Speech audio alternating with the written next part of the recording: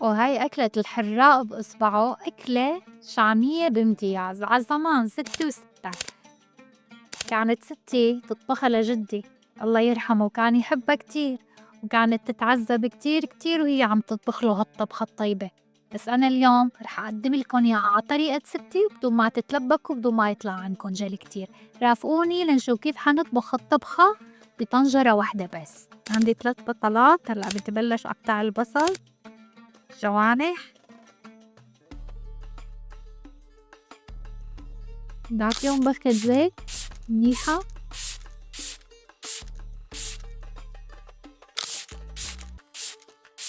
بدي آخُدن على الair fryer، بدي حمّص البصل، بدي أعمل البصل، بدي كرمل البصل، رح آخُدن على الair fryer. بدي البصل هادا اللي قطّعته جوانح بدي إياه يصير يتكرمل.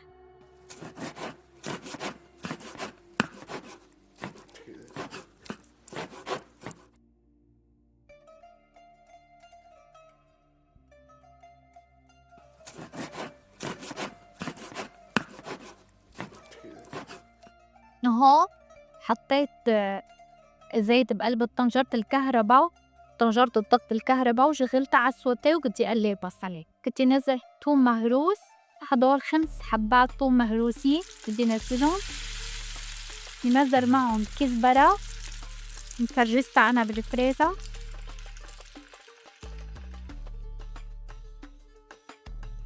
بعز كزبرة، فرّكُن شوي،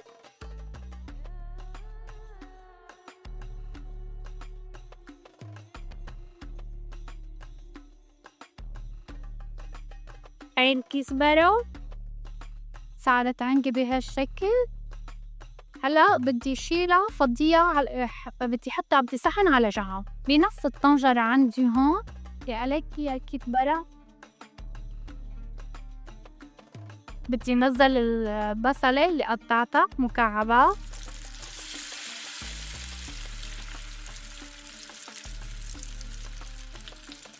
قلّي شوي بطّلت.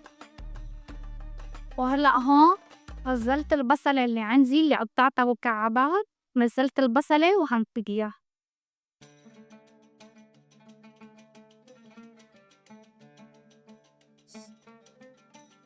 طنجرة واحدة رح تطبخي طبختك كلّا، ما رح تتلبّكي أبد.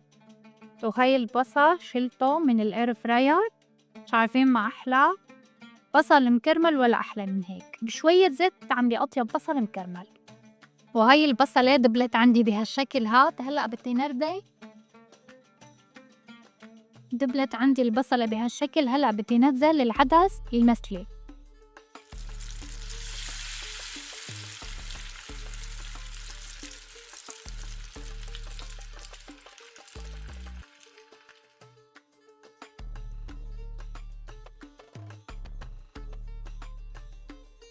ورح نزّل معها معلقة كزبرة وتوم اللي قلّيناته.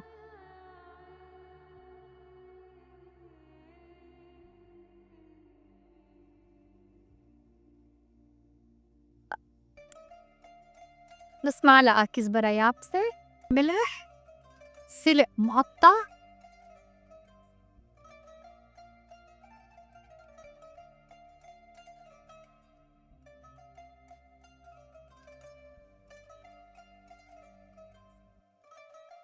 رح آخُد شوي من البصل المكرمل.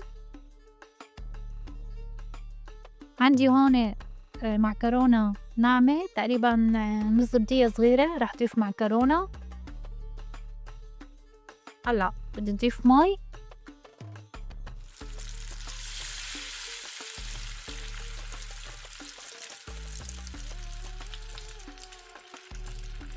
يعني بدي أغمرن بالمي.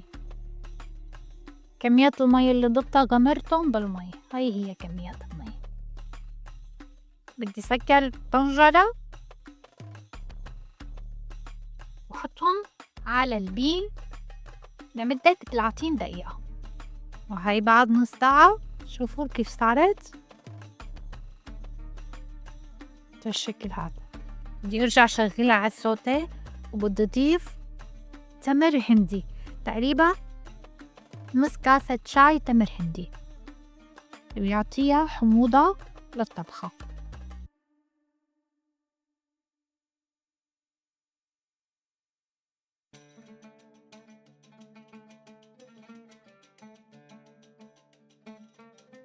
رح ضيف معلقة كبيرة دبس رمان،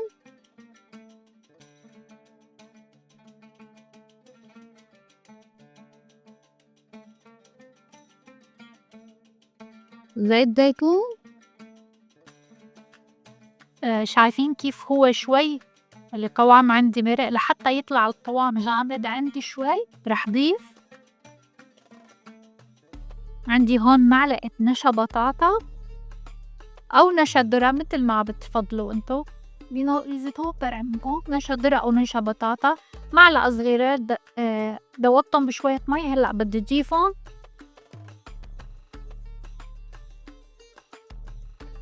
فوق طبختنا لحتى تخلي القوام يجمد شوي، بيتماسك أكتر وبيجمد شوي. شايفين كيف تماسك القوام بسرعة؟ خليها تغلي دقيقتين وبعدين رح طفي تحتها. وهي وصفتنا صارت جاهزة.